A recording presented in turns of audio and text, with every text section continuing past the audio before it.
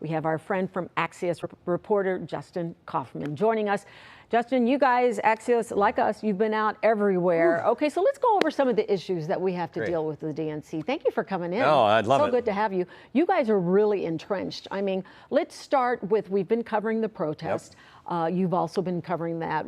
Tell us what you have seen out there and what you guys are expecting. Well, we've got two reporters out there, and what they tell me today is that they were expecting 30,000 protesters. The number's not close to that right now. That might be something that'll be official coming out here soon.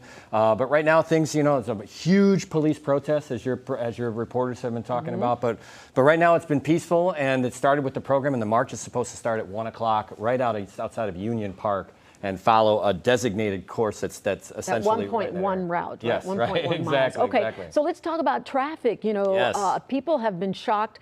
A lot of areas have been blocked off that we didn't necessarily expect, Absolutely. right? So what have your people been experiencing out and about with traffic and closures? I can give you a first-person account last night on Sunday when we got stuck in 45 minutes of traffic on Michigan Avenue. It seems like right now the police are working. You have different diplomats and big-time people coming into town, so they're going to shut down streets without notice. They're going to do things. But if you're at Michigan Avenue and the Mag Miles, Chicago and Michigan, you're going to see a Chicago you've never seen before. Huge fencing, huge gates and only credentials to get into some of the luxury hotel areas.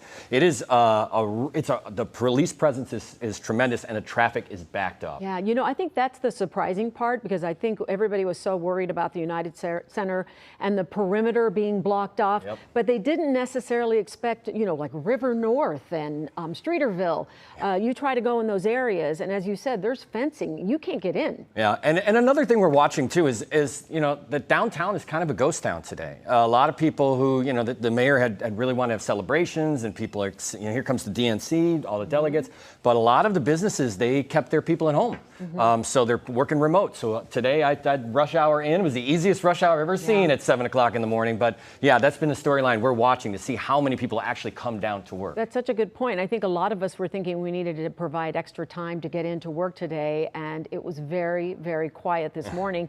And as you said, interestingly enough, a lot of people working remotely because businesses are hoping that, if keeping them home will be able to prevent any issues from going up. But you have to wonder, and I know this is an impact that you're going to look into as well, how is this going to affect our restaurants and other businesses that are open, right? And I've talked to a couple of restaurateurs in Chicago who have said they haven't seen a bump. They were hoping to see a bump in reservations. You're going to see the delegates and other places going to the big restaurants, maybe in Fulton Market, other places where you have the foodie culture. But you got to look at some of the secondary restaurants downtown and the Loop who serve the office environment, serve people who work in office. They might be taking a hit here because you're not going to have delegates going to the local Dunkin' Donuts on the corner. They're going to be going to, coffees provided at the breakfast delegate meetings and things like that. That is going to be interesting to see as well, because I know I had also talked to some restaurateurs who have actually said that, that they haven't seen reservations coming in, and they're concerned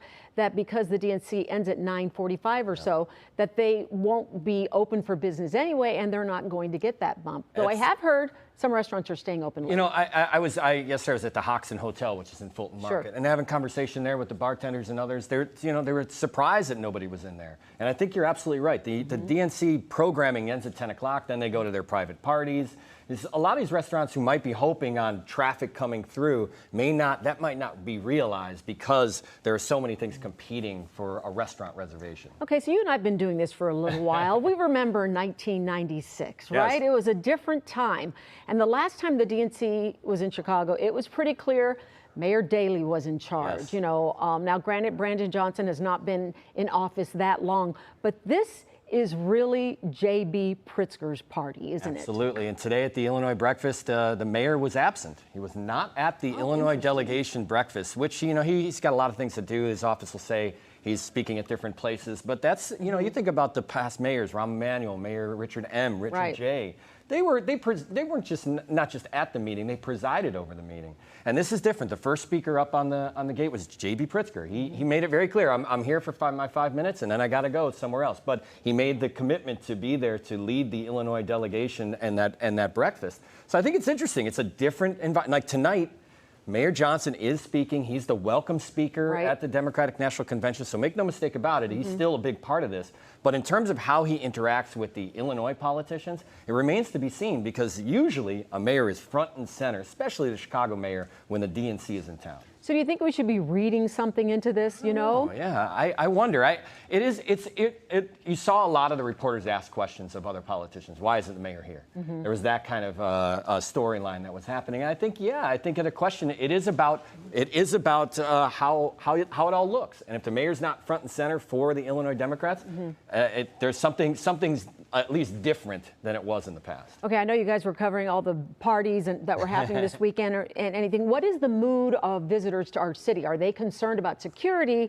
Are they concerned about their safety? What are you hearing? Well, Axios, the guys out of D.C., they talked about how a lot of the congressional delegations were concerned about protests and things. But here in Chicago, you don't get that vibe. What you get at the parties from the local politicians is we want to show off our city. We want to show how great Chicago is, the speeches on the stages, things like that. So I think they're really hoping for everything to go smoothly when it comes to protests, because they want to show how great Chicago is to the nation and maybe change some of the narratives that we've seen about Chicago in the national landscape. I hope so. Yeah. Okay, let's go back to politics for a minute, because this is the first time in modern history, you brought this up, which I think is so interesting, that the Illinois delegation meetings are not going to be gavelled by former Speaker Mike Madigan. Right? Wow. And Mike Madigan, who was the chair of the Illinois Democratic Party, he stepped aside and resigned before he was indicted and before he left the House in 2020. But remember, they didn't have a convention in 2020 because of the pandemic. It was all virtual. So Mike Madigan has been the presiding, he was the chair of the Illinois Party for years. So he would be the guy who'd gavel in saying, everybody sit down, let's do our speeches and all that kind of stuff.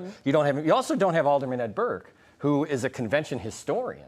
The convicted alderman is going to report to prison in September. He's not here, and he was a mainstay with his straw hat and his walking around. That was a big part. He loved conventions. So the idea that you have these big names like Burke and Madigan and even Daley, there's no Daleys that are there. It's a different time for Illinois Democrats, and they embrace it. I want to make it clear. They're like, hey, it's time for it. It's new beginnings, younger blood. But the idea for a lot of people, politicos who watch it, those are big names to not be involved. Do you think we're going to see some local names come out of this?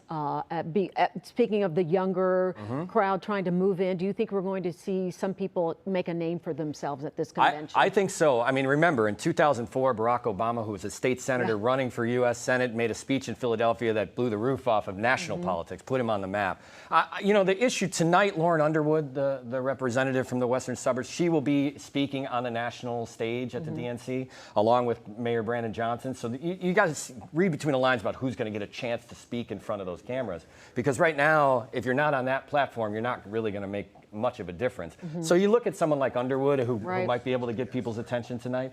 But I mean, that's the idea, right? That's the idea, is that you have this not just national, global stage to play towards, and some politicians do really well with that spotlight. This could be their breakthrough spot. Okay, let's talk about, so Michelle Obama will be one of the speakers. She is probably one of the most beloved people in the Democratic Party. Do we expect she's going to be the one who's going to introduce Kamala? What do you guys hear? I don't think so. No? They made an announcement that she's going to speak on Tuesday. So the former President Barack Obama will speak. He'll be the headliner on Tuesday. And so now Michelle Obama is speaking on Tuesday. They're being very coy with the lineups. I got to say, usually a convention will give you every speaker slot. They want to promote that. Today, it was just 10, 15 minutes ago, they put out today's lineup. Right. We don't have tomorrow's lineup, Wednesday's. And so all eyes on who actually introduces Kamala Harris. Now, interestingly enough, Republican Adam Kinzinger, it has been confirmed he is speaking. He is speaking at the Democratic National on Thursday before Kamala Harris. Wow. So I'm sure there'll be people in between the two of them. I don't think he's introducing Kamala Harris, but that gives you an idea of. Can we talk about the significance of this? Now, granted, a lot of people have known that Kinzinger has never been a Trump fan. Obviously, we all know that. But can we talk about the importance or the significance, if any, that Adam Kinzinger would be speaking at the Democratic National Convention? It is. I've seen weirder things, and we've seen that Adam Kinzinger has really turned away from Trump and the current Republican Party to the point that they don't get along, and you don't see any love lost from the two of them. Having him on a Democratic platform, which is essentially a political rally. I mean, the Democratic National Convention is a rally. Right. And so the idea to have a lifelong Republican speaking there, I mean, it says volumes to what he's going to say, and we all know it's going to be anti-Trump. It's going to be interesting too, because he has already kind of put his neck out there. I mean, a lot of Republicans, the mainstream Republicans don't necessarily believe in everything that Donald Trump stands for, but they believe in the Republican Party, but they have been afraid to maybe speak out. He never has. Yeah, he hasn't. And people forget, he's an Illinois congressman, or was. Right. He's a former Illinois congressman. He has ambitions as well. So the Republicans have turned their back on him. He'd be an interesting guy to look at for the future of statewide elections, other federal elections. I mean, Adam Kinzinger's name is a name that a lot of Americans know at this point. Okay, let's go back to how the DNC is going to impact Chicago. So the city, the state, the host committee have predicted some big economic wins for local businesses, especially downtown. But now we're wondering if that's how things have played out. Let's listen to this soundbite. We're expecting large protests throughout the city for the rest of the week.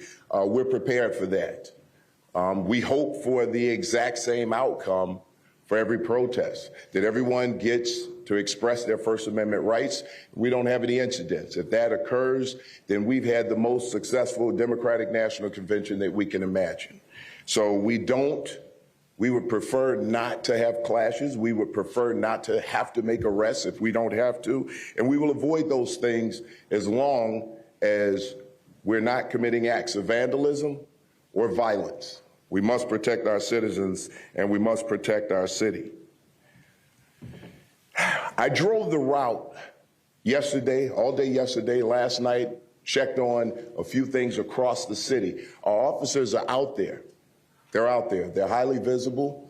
And we have officers not only along the corridors downtown, in and around the venues of the Democratic National Convention, but also in our neighborhoods to continue to protect our people who are living in areas where they're the most vulnerable. So that's Superintendent Snelling talking about how this is going to be a huge and successful convention, and security is tight. I know you guys have been looking into this as well. The police force is massive. If you go down Michigan, right by your studios here, I mean, you will see multiple police officers on each corner. And the same along the routes. Last night's protest downtown along Wacker in Michigan, there were more police, people say, more police than there were protesters. Yeah. And there is a massive amount of police presence today at the protests on the west side. So I think that's the idea here. The police strategy is to get everybody, as many police officers in one spot as possible to deter what the superintendent was talking about when he talked about vandalism or going off the route. Justin Kaufman, Axios reporter, thank you so much for coming in. Look forward to talking to you. I'll be seeing you throughout the week at the DNC and everywhere else. Thanks, Sylvia. Always good to see you. Always great. Okay.